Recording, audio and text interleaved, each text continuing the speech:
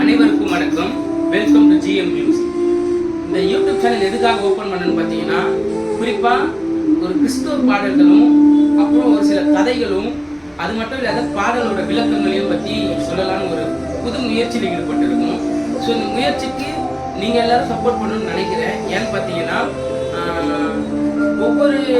அதாவது இந்த சேனல் ஆரம்பிச்சதோட நோக்கம் என்னன்னு பார்த்தீங்கன்னா, நிறைய விதமான பழைய கிறிஸ்துவ பாடல்கள்லாம் நமக்கு இடையில மறைஞ்சிட்டே வருது.